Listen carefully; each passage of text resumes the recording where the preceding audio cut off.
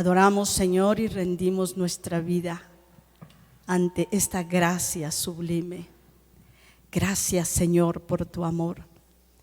Gracias, Señor, por la dádiva de Dios, el regalo que Dios nos ha otorgado en Cristo Jesús.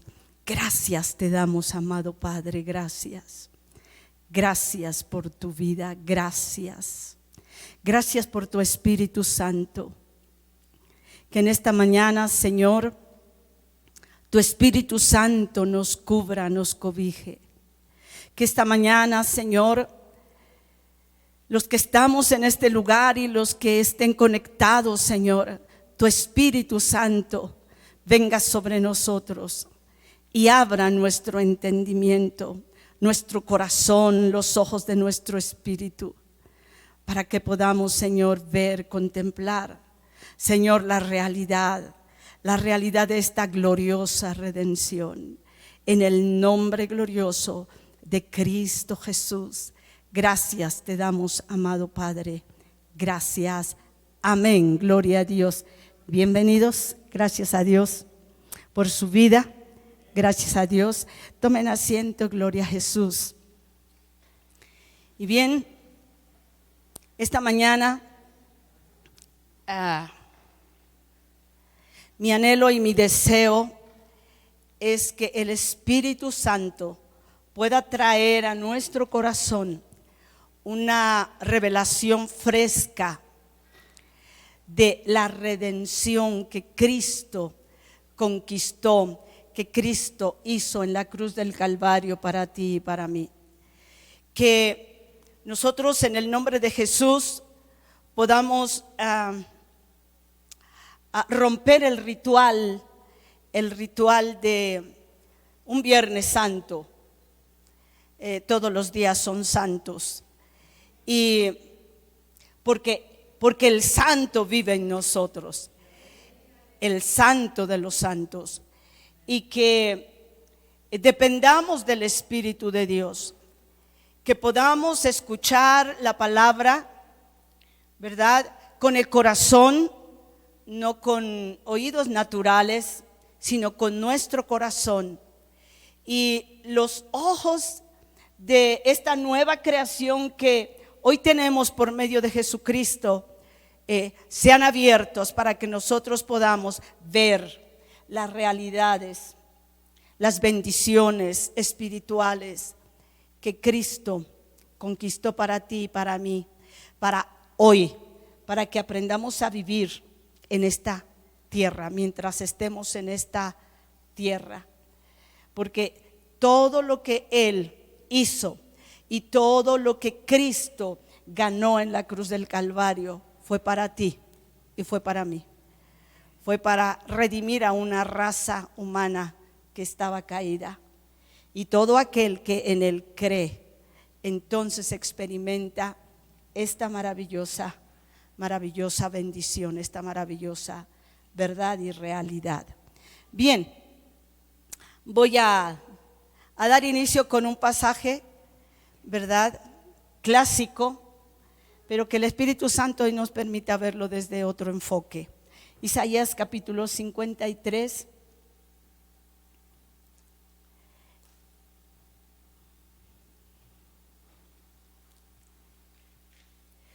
Yo lo voy a leer en la versión Reina Valera, y si me pueden poner allá la versión, la NTV.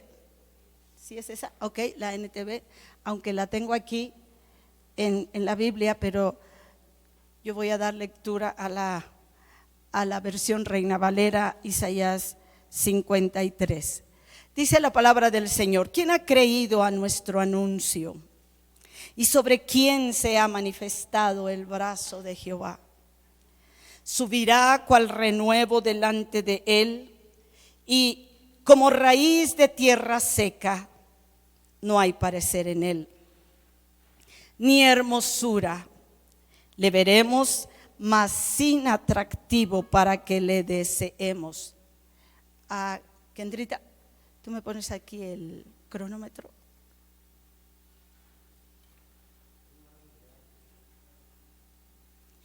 y despreciado, verso 3, verso 4, despreciado y desechado entre los hombres, varón de dolores, experimentado en quebranto, y como que escondimos de él el rostro, fue menospreciado y no lo estimamos. Ciertamente llevó él nuestras enfermedades y sufrió nuestros dolores. Nosotros le tuvimos por azotado, por herido de Dios y abatido. Mas él herido fue por nuestras rebeliones, molido por nuestros pecados. El castigo de nuestra paz fue sobre él y por su llaga fuimos nosotros curados. Todos nosotros nos descarriamos como ovejas, cada cual se apartó por su camino, mas Jehová cargó en él el pecado de todos nosotros. Angustiado él y afligido, no abrió su boca. Como cordero, ¿están poniendo aquí la NTV atrás de mí? Verso 7, angustiado y afligido, no abrió su boca. Como cordero fue llevado al matadero y como oveja delante de sus trasquiladores enmudeció y no abrió su boca. Por cárcel y por juicio fue quitado. Y su generación, ¿quién la contará? Porque fue cortado de la tierra de los vivientes y por la rebelión de mi pueblo fue herido. Se dispuso con los impíos su sepultura, mas con los ricos fue en su muerte, aunque nunca hizo maldad, ni hubo engaño en su boca. Con todo eso, Jehová quiso quebrantarlo, sujetándole a padecimientos. Cuando haya puesto su vida en expiación por el pecado, verá linaje, vivirá por largos días, y la voluntad de Jehová será en su mano prosperada. Verá el fruto de la aflicción de su alma y quedará satisfecho. Por su conocimiento justificará a mi siervo justo a muchos y llevará las iniquidades de ellos. Por tanto, yo le daré parte con los grandes y con los fuertes repartirá despojos, por cuanto derramó su vida hasta la muerte y fue contado con los pecadores, habiendo él llevado el pecado de muchos y orado por los transgresores. Estudiando, decía el escritor que los discípulos solamente se dieron cuenta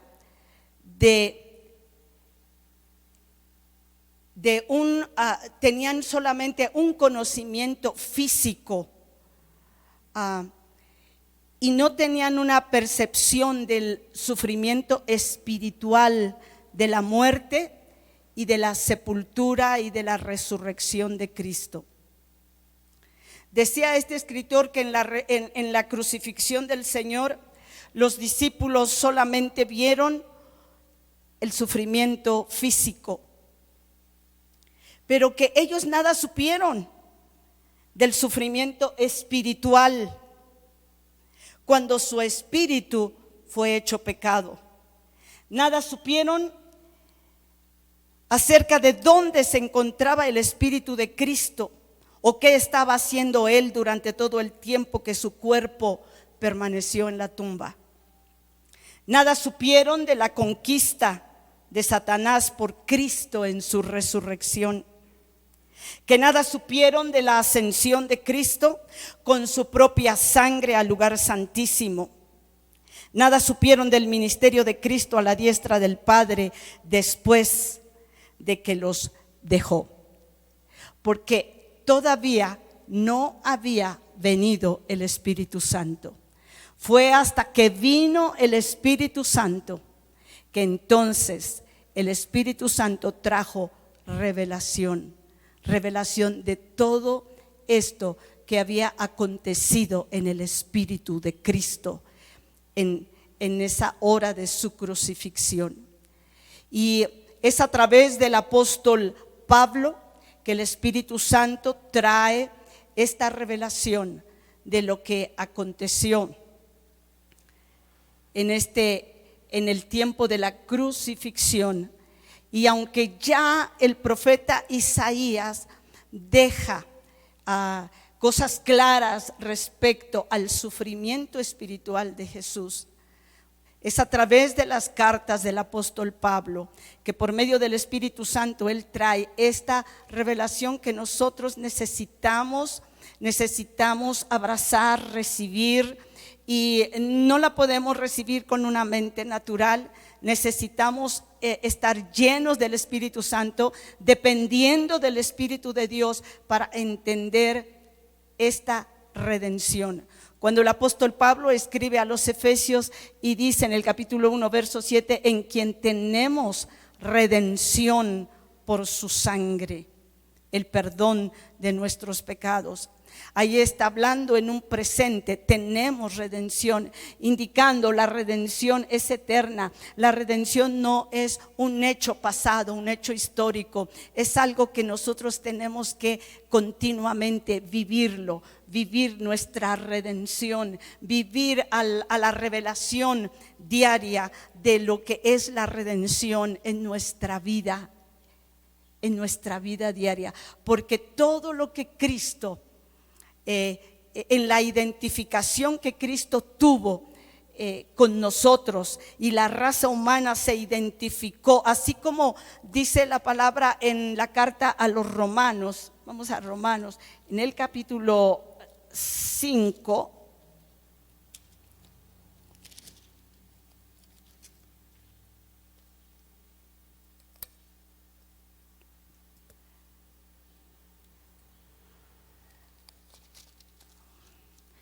Romanos 5, del verso 12 al 21, nos habla el apóstol Pablo, inspirado por el Espíritu Santo, de una identificación que la raza humana tuvo con Adán.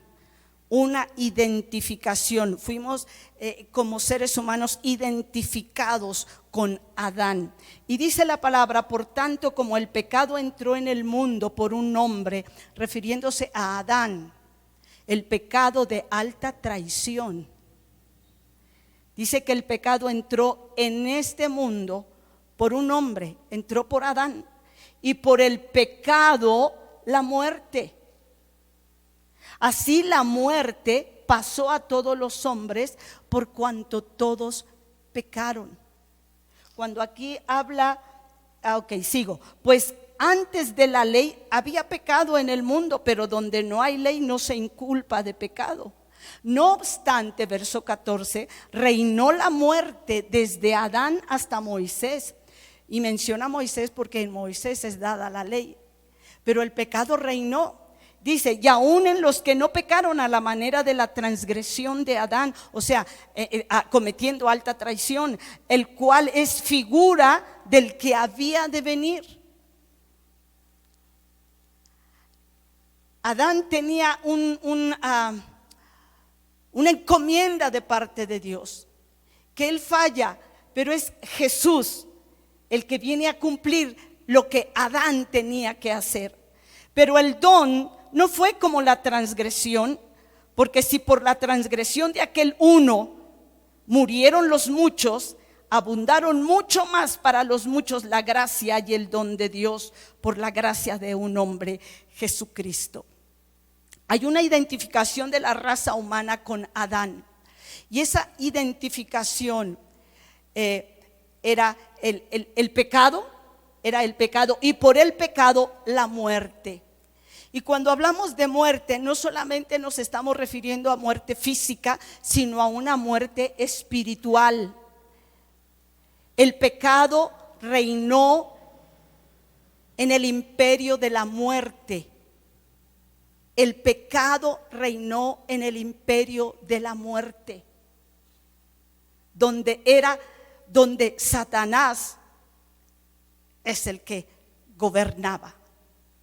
Entonces, fíjense bien, pecado, muerte, el pecado entró por un hombre, y por el pecado la muerte. Y cuando habla de muerte, ustedes se acordarán que en Génesis 3 el Señor les dice que de todo árbol podían comer, excepto de uno. Porque el día que de ese árbol comieran, de cierto morirían. Esa era la sentencia. Pero entonces viene Satanás y les dice a la mujer, habla con la mujer, no con el varón, sino con la mujer. Y le dice, no moriréis, no moriréis. Entonces, y esta palabra, el día que de él comieres, morirás. Una traducción más correcta sería, porque el día que de él comieres, muriendo morirás. Muriendo morirás. ¿Por qué? Porque la primera muerte que se iba a efectuar en el hombre, en Adán, era la muerte. Y muerte era la separación. La separación de amistad, de armonía, de comunión que tenía con Dios, se iba a separar. Y esa separación iba a traer 930 años después de que él murió espiritualmente, iba a morir físicamente. Y eso es lo que nos sucede a nosotros cuando nosotros nos separamos de Dios. Nosotros no vemos en sí un pecado grave como lo miró Eva. No considero que era un pecado grave el comer sencillamente de algo que Dios había dicho no. Era un no y ya. Y nosotros no vemos un pecado grave cuando nosotros nos separamos de Dios. No tengo tiempo para tener comunión, no tengo tiempo para escudriñar la palabra, no tengo tiempo. Al fin que no es tan importante. Eso creemos. Esa es la mentira que aceptamos del reino de las tinieblas. Hasta que en nuestra vida se empieza a manifestar esa separación que ya tenemos, sin darnos cuenta, tenemos de Dios. Y lo podemos experimentar aún viniendo a la iglesia, hablando de las cosas de Dios. Lo podemos experimentar. Nada sustituye el que tú y yo estemos en una comunión y en una armonía con Dios. Nada sustituye eso, nada lo sustituye. El que uno piense que no es pecado y no estoy haciendo nada mal delante de Dios, no quiere decir que eso es verdad. Eso es una excusa propia que yo me doy para decir no está sucediendo, pero sí está sucediendo algo en el espíritu. Porque no podemos vivir separados de Dios. No podemos vivir, ya Jesús lo dejó escrito en su palabra, separados de mí, nada. Y creemos que el hablar de Él, el mencionarlo en nuestras conversaciones, es que estoy pegada a Él. No es verdad. Es en mi vida de comunión, es en mi vida de una plática continua, en una vida de estar en su palabra, en meditar la palabra, en permitir que la palabra se haga vida dentro de mí. ¿Cómo yo puedo practicar esto, Señor? ¿De qué se trata esto? No entiendo, Señor. Yo muchos años atrás yo pensé que Isaías 53 solamente se refería al sufrimiento natural, físico de Jesús. En mis primeros años de convertida, así fui enseñada, así fui instruida. Y eran cultos que comenzaban a las 3 de la tarde y terminaban hasta las 7 de la noche, porque cada palabra era un mensaje. Y toda la iglesia, cerca de 2,000 gentes, eso estaba a reventar. Teníamos que llegar temprano para alcanzar buen lugar antes de las 3 de la tarde. Un calorón muy fuerte, ¿verdad? Y teníamos, ahí estábamos y ahí aguantábamos, porque así como estaba y todo eso, hasta en la parte de atrás, en la mezanina, habían personas, familias, vidas. Hasta las 7 de la noche salíamos nosotros. Y era algo que sí llegaba a nuestra alma, llegaba a mi alma, ¿verdad? Era una reunión de arrepentimiento,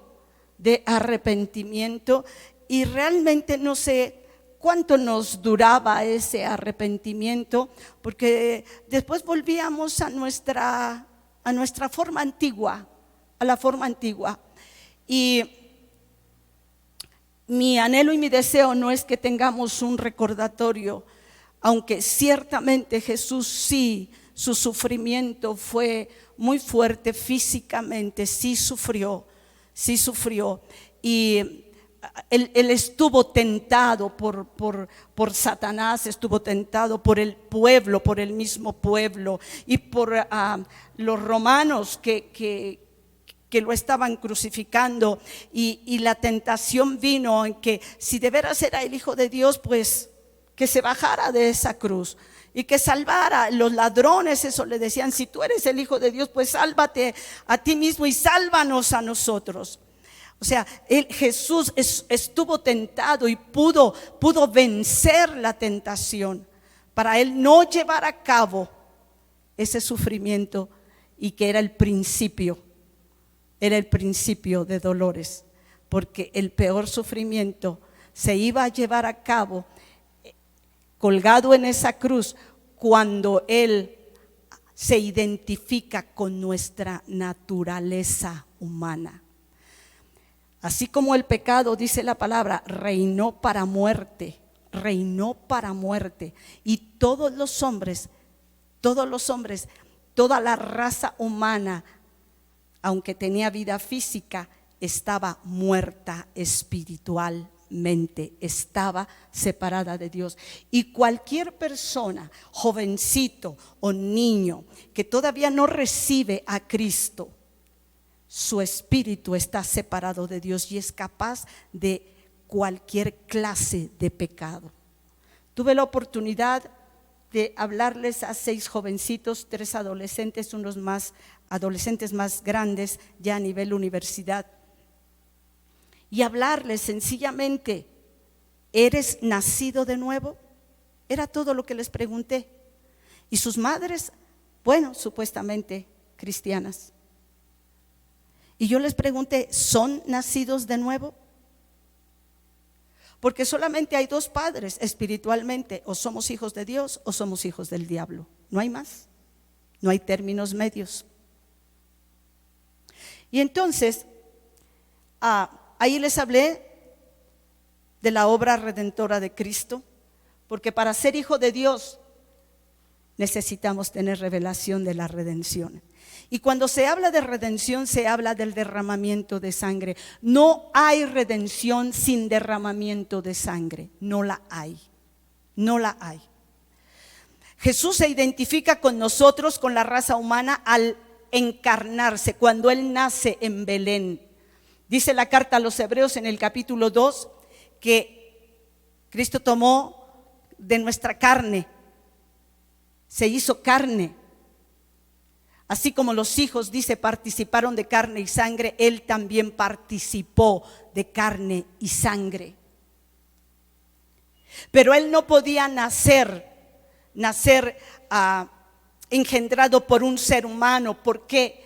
Porque heredaría la muerte espiritual. Él tenía que ser hijo de Dios. Él tenía que ser hijo de Dios, en donde no había pecado.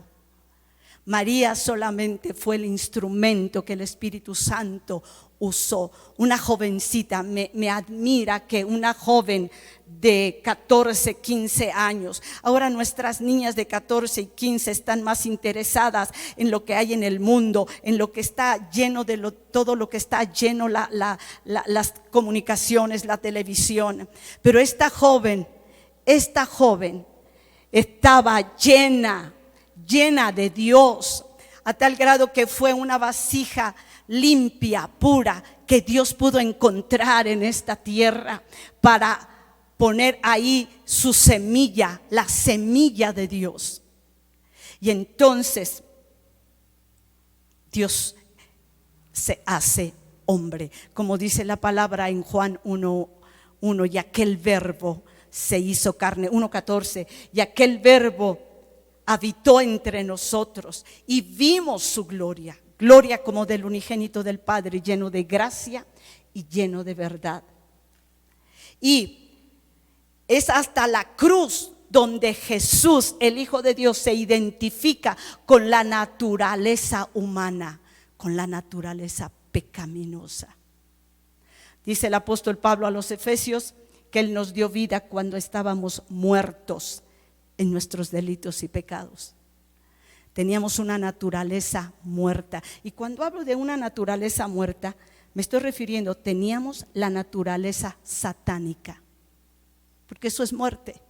No es sencillamente separación de Dios, no. Era la naturaleza de Satanás.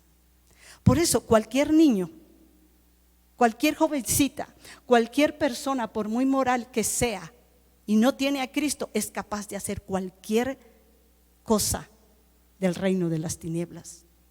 A veces vemos caras y decimos, ay, pero qué persona tan pulcra, y por la forma en que lo vemos creemos que es irreprensible. Pero si no es hijo de Dios, cuidado, tiene una naturaleza satánica. Su espíritu está muerto, está separado de Dios, es capaz de hacer cualquier tipo de pecado. Nosotros decimos, es que yo nunca creí que esa persona hiciera esto, hiciera aquello. Por nuestra ignorancia, por eso, por nuestra ignorancia. Es hijo de Dios, y aun cuando es hijo de Dios hay todo un proceso, porque lo vemos en nuestra propia vida. Somos hijos de Dios, pero en verdad Cristo es el Señor. Tengo real entendimiento de esta redención. Cuando Jesús está en la cruz del Calvario, dice la palabra del Señor que en Isaías, me gusta aquí ya entonces la versión a la NTV, cuando dice en el verso 2, mi siervo creció en la presencia del Señor como un tierno brote verde, como raíz en tierra seca. No vino con las mejores condiciones. Las condiciones que había en la tierra no eran tan buenas. Dice, no había nada hermoso ni majestuoso en su aspecto, nada que nos atrajese hacia él. Como ahora las niñas ven un chico, ya uno de adulto, ya uno no le ve la hermosura al muchacho, pero yo no sé qué le ven las chiquillas. ¡Ay! Se desmayan y uno dice, ¿de verdad? ¿Qué le ven? Y dice, despreciado, ok, nada que nos atrajera hacia él. Fue despreciado y rechazado. Hombre de dolores y conocedor del dolor más profundo. Cuando el Espíritu de Cristo se identifica con nuestra naturaleza pecaminosa, nuestra naturaleza muerta, y Él sufre la muerte. Cuando dice 2 Corintios 5:21, al que no conoció pecado, por nosotros lo hizo. Jesús no solamente llevó nuestros pecados, Él se hizo pecado. Ahí está la identificación con nuestra naturaleza. Se hace pecado. Y cuando se hace pecado, empiezan los dolores espirituales. Ya para esto había sufrido los otros dolores. Había sido azotado, había sido herido, había sido llevado a juicio, un juicio injusto, había sido golpeado, había sido abofeteado, había sido escupido. Pero eso no se comparaba a lo que venía, a lo que todavía tenía que beber. Y dice, despreciado, rechazado, hombre de dolores, conocedor del dolor más profundo. Y nosotros le dimos la espalda y desviamos la mirada. Fue despreciado y no nos importó.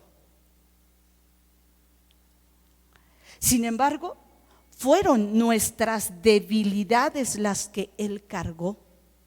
Él no estaba sufriendo por su propio pecado, porque si había un justo en la tierra, era Él, el Hijo de Dios.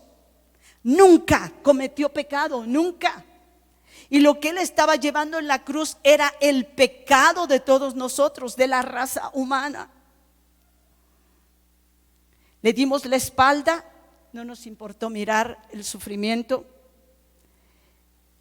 Dice que nuestras debilidades, yo diría rebeliones, pecados, Él las cargó, y fueron nuestros dolores lo que lo agobiaron, y pensamos que sus dificultades eran un castigo de Dios, que Él se lo merecía, un castigo por sus propios pecados. Pero no eran los propios, eran los tuyos y los míos. Ponte a pensar en tus pecados.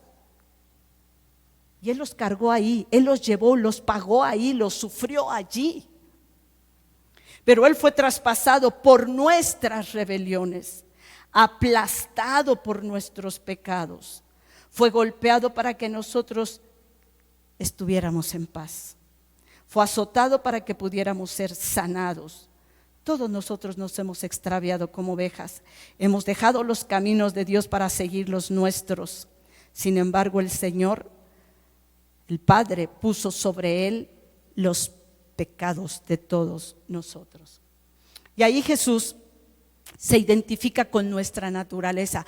Por eso el apóstol Pablo recibe la revelación en Gálatas 2:20: con Cristo estoy juntamente crucificado.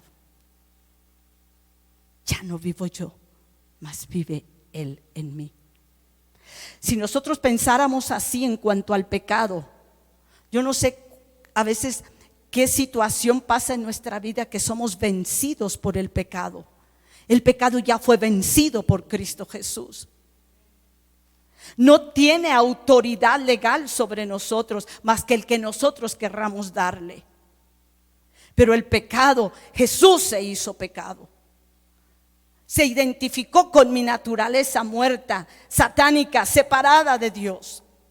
Él ahí lleva, se hace y sufre los dolores. Por eso la palabra dice: el pecado ya no va a volver a ser más mi Señor. Porque Jesús llevó esa clase de naturaleza. Y la palabra del Señor nos enseña que en la medida en que yo me apropie de esta redención, en quien tengo redención, el medio de la redención fue su sangre, su sangre. Es la sangre de Cristo lo único que limpia tanto mi conciencia interna, que es la voz de mi espíritu, como limpia mis pecados, mis rebeliones, cuando hay arrepentimiento y confesión de ellos. Entonces la sangre de Cristo tiene poder. Algo que Satanás no puede ver, no puede tolerar, es la sangre de Cristo. Por eso Apocalipsis 12:11 dice: ellos le han vencido por la sangre del Cordero. Y si nosotros seguimos leyendo en la carta del apóstol Pedro, que fuimos redimidos de una vana manera de vivir que recibimos de nuestros padres. Nuestros padres nos educaron como ellos creyeron que era correcto, pero hay muchas cosas que no están de acuerdo al orden de la palabra de Dios. No son de acuerdo a lo que Dios establece en su palabra, a la rectitud, a la integridad, a la veracidad. Y son formas que recibimos de ellos, pero que ahora a través de la sangre de Cristo podemos cambiarlas. Y yo no tengo que ser igual que mi madre, no tengo que ser igual que mi padre, igual que el pariente, que el tío, que la tía. Yo puedo ser diferente porque ahora a través de la sangre, de la redención, hay una justicia que ahora me es imputada. La justicia de Dios. Todo esto se llevó a cabo en el infierno. Después de que Jesús muere, porque Él no podía morir hasta que no se convirtiera Él en pecado. Él no podía morir. Y cuando Él se hace pecado, es cuando después entonces viene la muerte física de Él. Ya cuando el soldado romano le lanza le clava la lanza, ve que ya estaba muerto. Jesús ya estaba muerto. Nosotros no nos podemos dar idea en lo natural de todo el sufrimiento que Jesús llevó en esa cruz, pero no lo veas ahora por la raza humana, por ti, por mí. Todo fue por mí. Él no murió por sí mismo, murió en mi lugar. Hubo una identificación conmigo. Yo merecía estar allí, yo merecía ese castigo, yo merecía ese juicio, porque la paga del pecado es muerte. El Salmo 88 habla de un justo en el infierno. Y solo algunas cosas quiero leer de este Salmo 88. Lo que Jesús padeció cuando él tuvo que descender al infierno. Jesús dijo así, cuando los fariseos le piden una señal y le dicen: señal no le será dada sino la señal del profeta Jonás, que así como Jonás estuvo en el vientre del gran pez 3 días y 3 noches, así es necesario que el Hijo del Hombre esté 3 días y 3 noches. Y Jesús, su cuerpo es puesto en un sepulcro de un hombre rico llamado Arimatea, José de Arimatea, y ahí queda su cuerpo, pero su espíritu y su alma descienden a las profundidades de la tierra. Y este salmo dice: oh Señor Dios de mi salvación, a ti clamo de día, a ti vengo de noche. Ahora, oye ahora mi oración, escucha mi clamor. Mi vida está llena de dificultades y la muerte se acerca.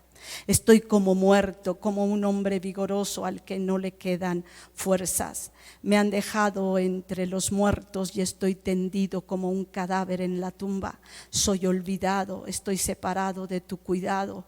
Me arrojaste a la fosa más honda, a las profundidades más oscuras. Tu ira me oprime, con una ola tras otra me has cercado. Alejaste a mis amigos. Al hacerme repulsivo para ellos, estoy atrapado y no hay forma de escapar. Este es cuando un justo está en el infierno. La palabra de Dios en la parábola del rico y Lázaro, en el Evangelio según San Lucas, habla de un lugar, el seno de Abraham, y un lugar de tormento que estaba separado por una cima. Y cuando habla de cima, no es la cima alta, sino la cima que es profunda, es algo profundo y está dividido. El Seol o el Hades, uno es en palabra griega y la otra es en una palabra hebrea, Seol o Hades. Y entonces Jesús descendió a ese lugar. Yo creo que Jesús estuvo en esos 2 lugares al mismo tiempo, porque la palabra habla de que subiendo a lo alto llevó cautiva la cautividad. Aquellos que habían muerto con la fe en el Mesías, Él los toma y se los lleva cuando Él resucita. Pero también dice no recuerdo, que Él predicó a los espíritus. Pedro, lo dice la carta del apóstol Pedro, que Jesús predicó a los espíritus encarcelados, a la gente que estaba encarcelada y que había sido desobediente, hablando de los días de Noé. Entonces Jesús desciende ahí, pero al descender Él llegó a los cuarteles de Satanás. ¿Qué sucedieron esos 3 días que Jesús está en el infierno? Su cuerpo en el sepulcro y su espíritu y su alma en el infierno. Pienso que Satanás estaba feliz haciendo fiesta, como en alguna ocasión escuché en alguna predicación. Había fiesta, porque él creía que tenía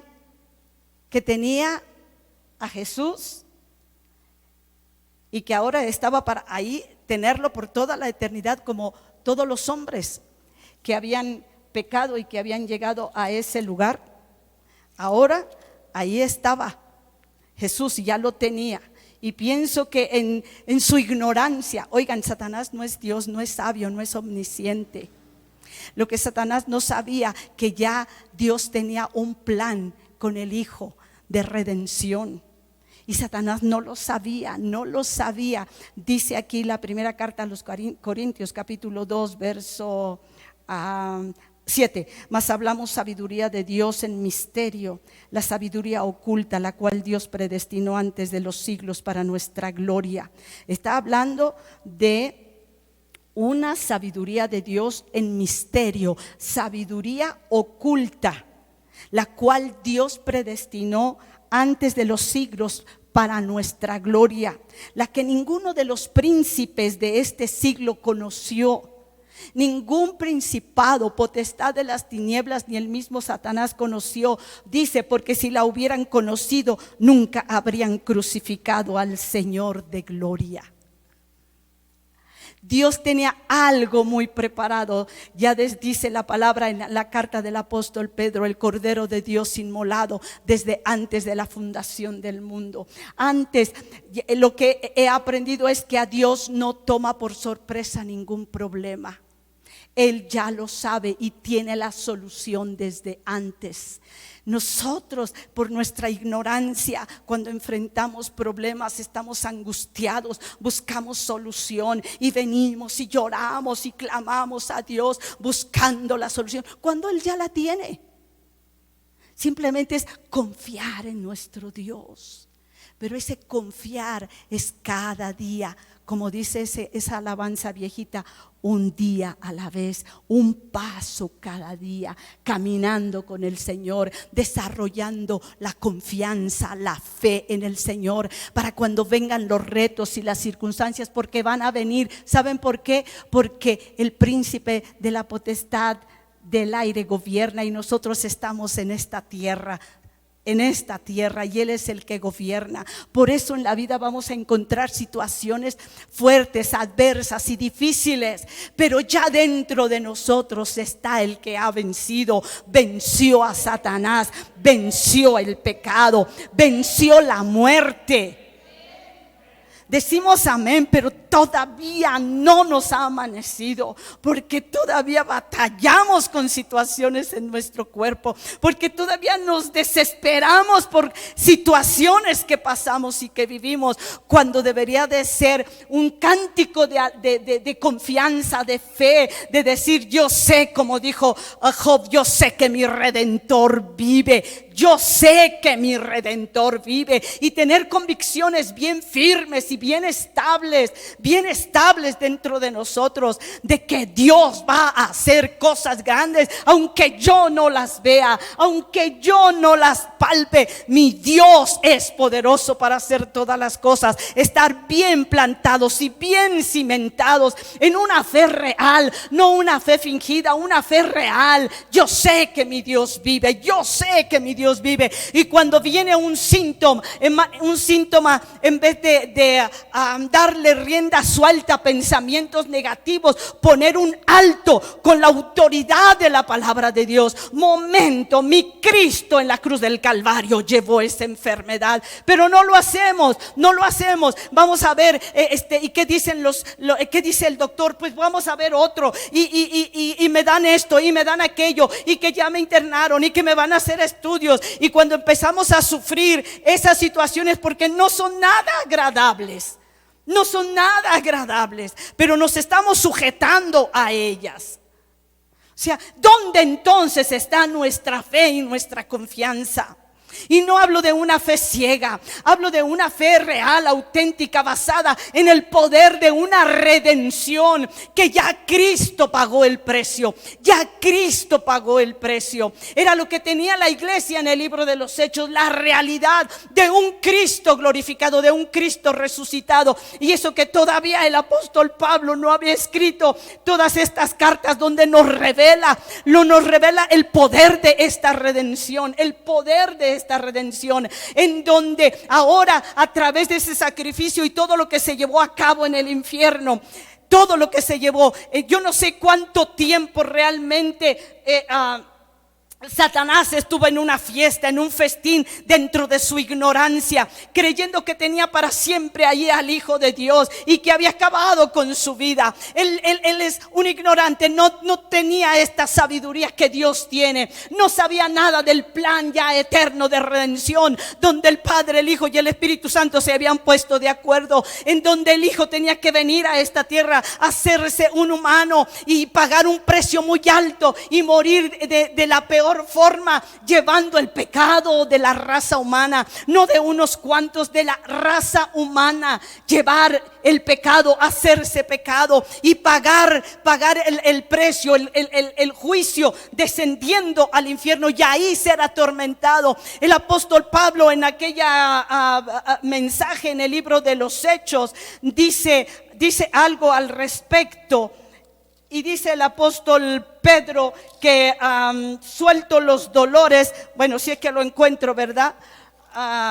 Dice aquí, al cual verso 24 del capítulo 2 del libro de los Hechos, al cual Dios levantó, suelto los dolores de la muerte, por cuanto era imposible que fuese retenido por ella. Hablando de Jesús estando en el infierno, y yo pienso que aquí el apóstol Pablo está hablando por revelación. Suelto los dolores de la muerte, eran dolores profundos, muy fuertes. Dice, porque David dice de él, veía al Señor siempre delante de mí. Se refiere a una palabra profética del rey David. Y el rey David dice por revelación, porque yo creo que aún o hablando proféticamente, dice el rey David, veía al Señor siempre delante de mí, y porque está a mi diestra no seré conmovido, por lo cual mi corazón se alegró y se gozó mi lengua, y aún mi carne descansará en esperanza. Esta era la esperanza que Jesús tenía al descender al infierno.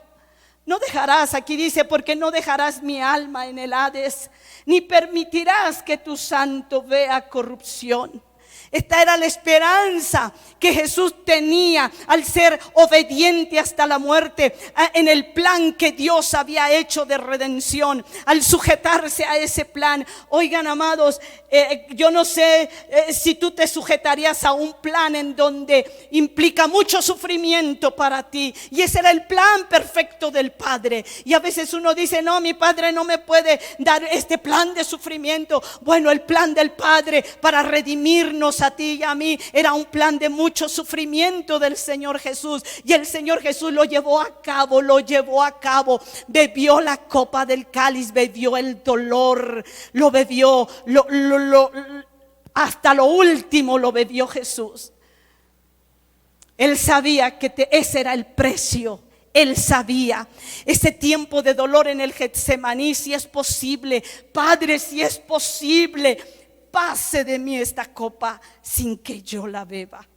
O sea, Jesús entregando, siendo obediente. No sabemos el sufrimiento que ya ahí Jesús sabía que le venía, y no tanto por los sufrimientos físicos, sino el sufrimiento espiritual que todavía él tenía que beber y experimentar por causa tuya y por causa mía.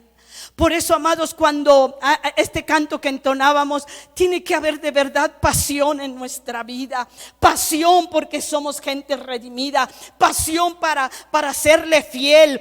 Pasión para ser obediente. Lo que tú me digas, Señor, lo que tú me digas, no ponga yo peros, no ponga yo trabas, no ponga yo absolutamente nada, Señor, sino en verdad mi vida en obediencia a ti. Porque esto es lo que provoca cuando tú y yo conocemos realmente la redención en Cristo, nuestra redención en Cristo.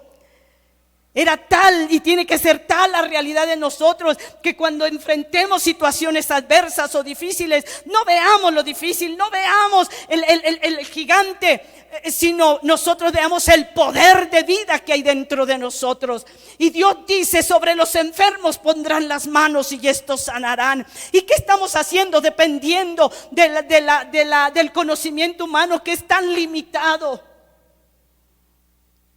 ¿Y por qué no dar rienda suelta a la fe que Él ha puesto en nosotros? El poder es de Él, no es mío. Pero ¿por qué no somos obedientes a lo que el Señor dice? Pongan las manos sobre los enfermos, decreten la palabra, suelten la palabra de vida, suelten la palabra de sanidad. Y nos encontramos con una lucha interna de duda, de incredulidad. Como que no nos basta saber el poder de esta redención.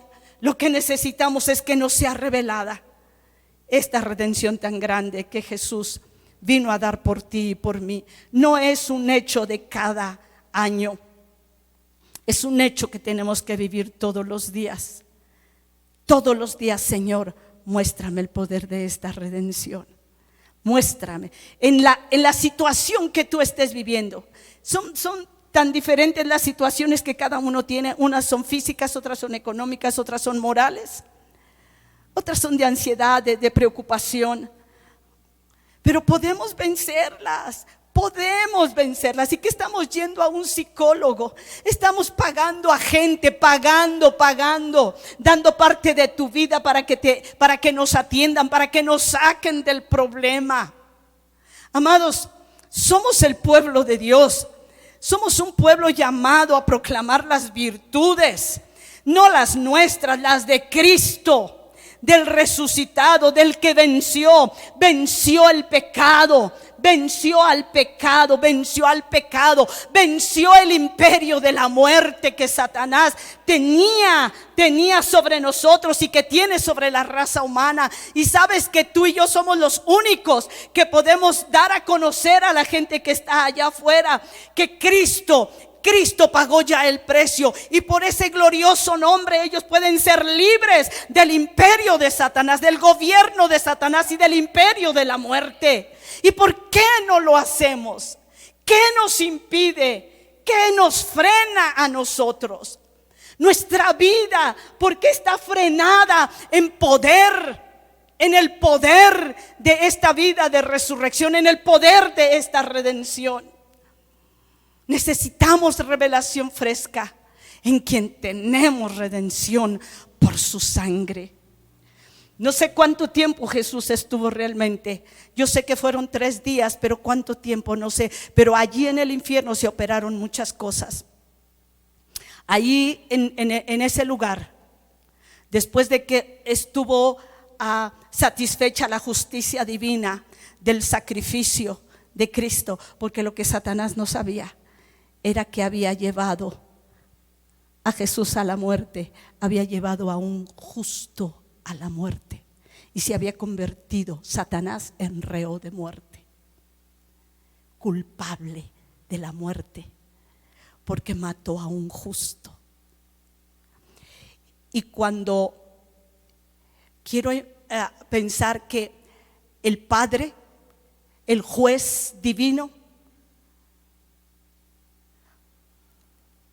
estuvo satisfecho con el sacrificio, con la sangre pura y limpia derramada por causa del pecado, entonces es que vino la justicia de Dios. ¿Saben qué dice la palabra? Que Jesús, su espíritu fue justificado. Su espíritu que se había hecho pecado tuvo que tener la experiencia que tú y yo hemos tenido cuando recibimos a Cristo y que recibimos la justicia de Cristo en nosotros. El Espíritu de Cristo tuvo que ser justificado. La justicia de Dios le fue inyectada a su espíritu. Dice la carta del apóstol Pablo a Timoteo. Ahora déjenme ver si la encuentro.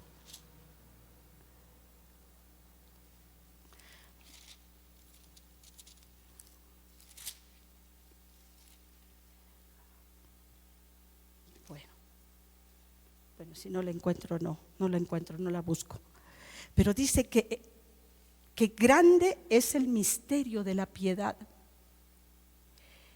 que Dios se hizo carne.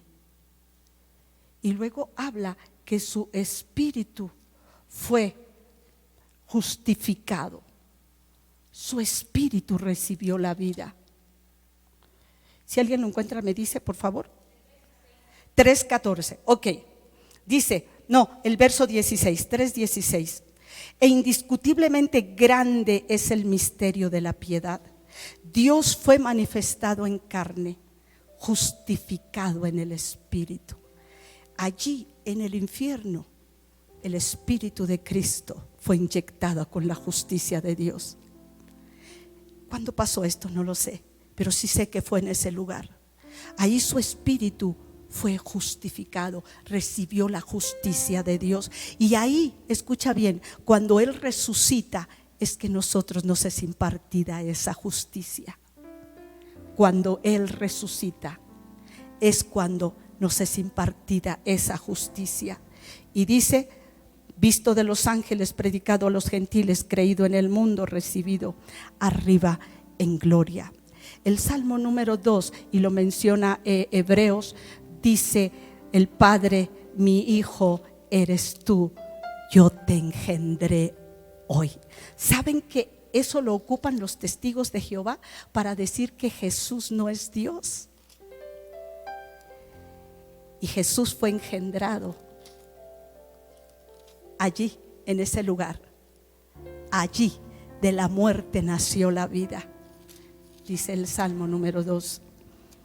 Dice, verso 7: yo publicaré el decreto. Jehová me ha dicho: mi hijo eres tú, yo te engendré hoy. Yo te engendré hoy. Lo dice tanto en Hechos 13:33 como en Hebreos 1:5 y el capítulo 5, verso 5. Mi hijo eres tú, yo te engendré hoy. Y se refiere a Jesús estando en ese lugar. Y entonces cuando Él recibe la justicia y es engendrado por Dios, es el que le quita todas las armas. Dice la palabra Jesús en el Evangelio, cuando dice que el hombre fuerte, cuando está armado, guarda su palacio, pero cuando viene otro más fuerte que él y le vence, le quita las armas en que confiaba y reparte el botín.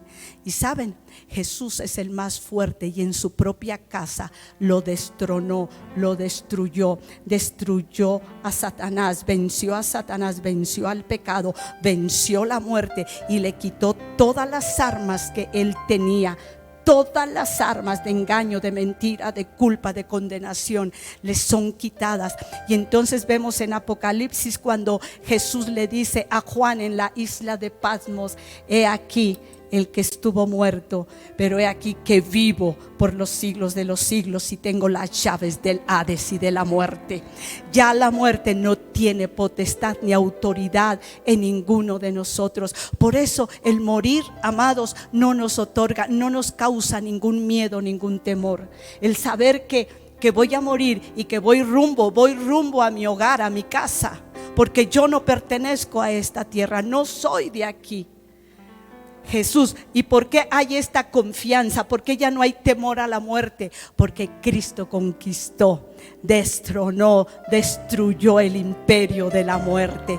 Por eso, amados, somos gente libre.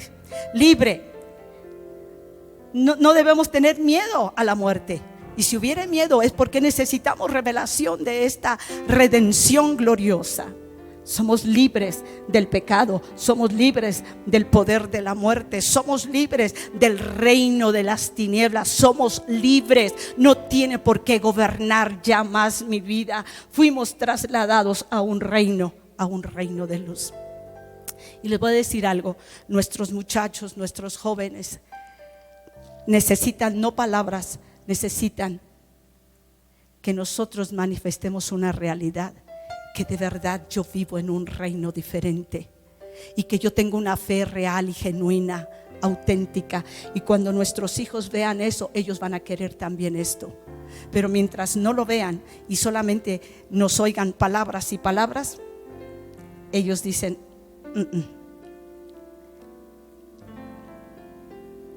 Y parte de la bendición en Isaías 53 dice que Él tuvo un juicio injusto y no le importó que no tuviera una descendencia, pero dice que cuando este siervo justo justificará a muchos, dice que quedará satisfecho cuando vea a muchos salvos por causa de Él.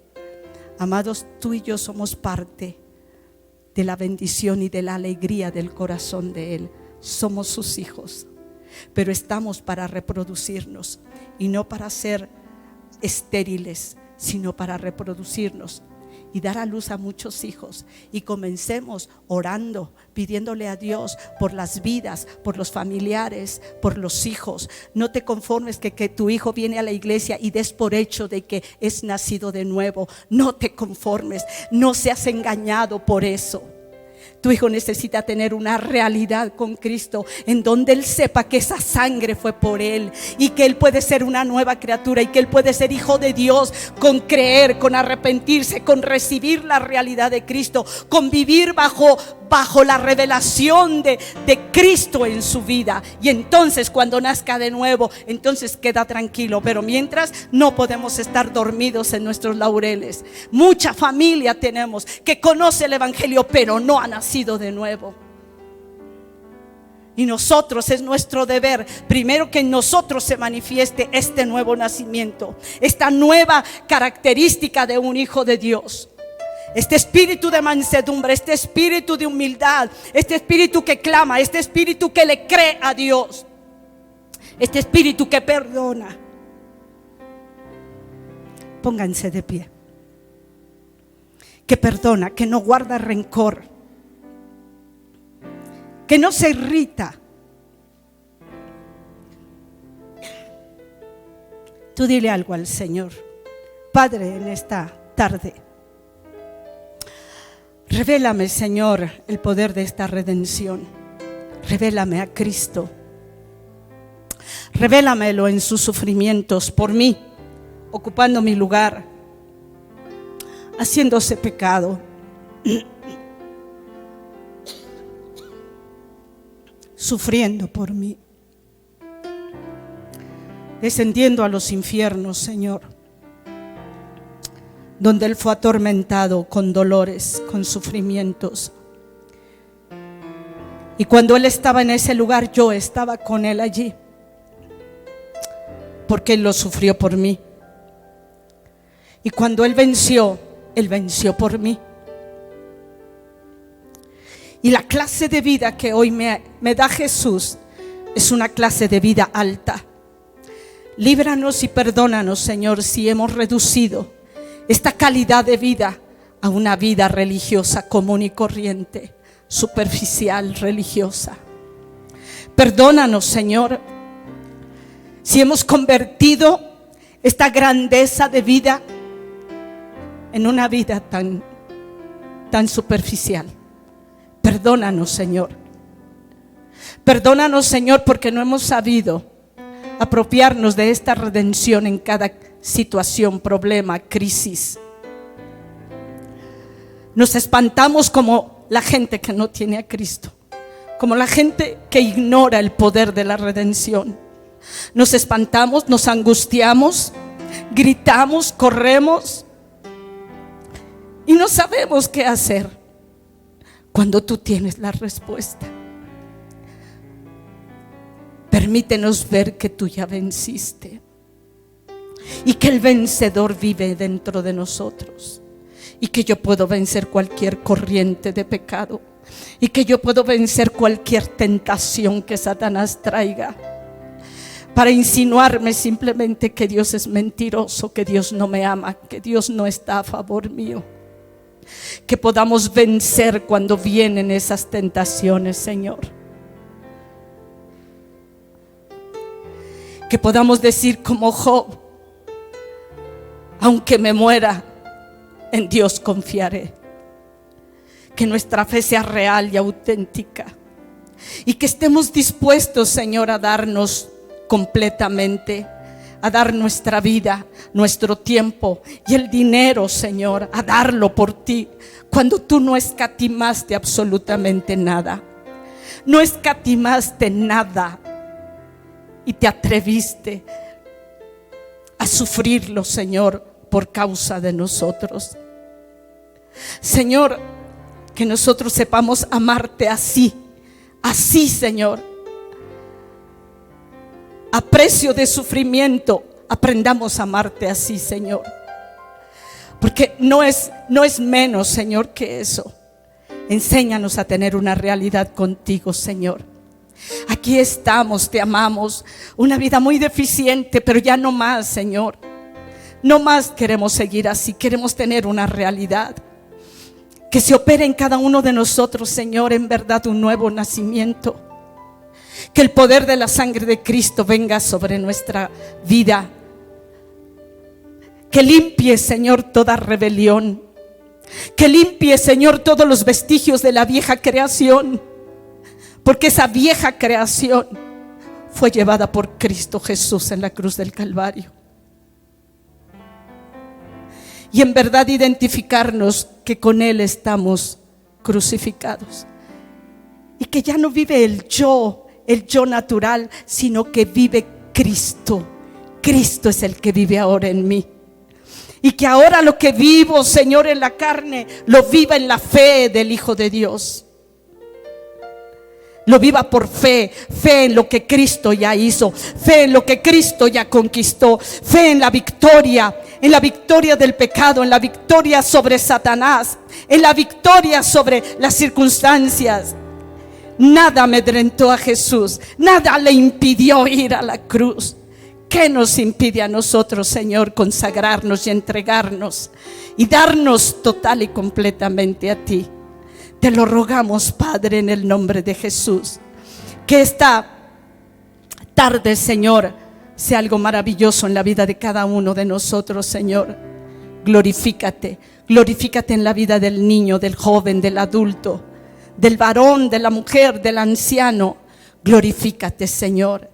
Que podamos gloriarnos en esta preciosa redención.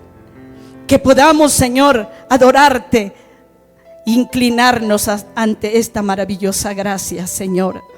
Gracias, Señor, porque esto no es religión, esto es una realidad espiritual. Gracias por la sangre de Cristo vertida en el Calvario.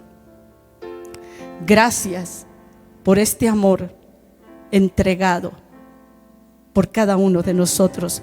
¿Cómo sentirnos solos? ¿Cómo sentirnos no amados cuando alguien dio todo por mí? Oh Señor, que podamos cada día entrar en esa dimensión espiritual, Señor, y alimentar nuestro espíritu, nuestra alma y nuestro cuerpo, Señor, en el glorioso nombre de Cristo Jesús. Gracias, Señor, y al ser gente amada, estemos para amar a muchos, Señor, porque el que ha recibido esta clase de amor puede amar, Señor, y no hay persona difícil que no ame. Podemos amar, Señor, porque este mundo está necesitado de ti. Gracias te damos, Jesús, en el precioso nombre de Cristo. Amén. Gloria a Dios. Gloria a Dios, gloria a Dios. Amén. Vivamos, me dan un papelito, porque, no, ya aquí tengo.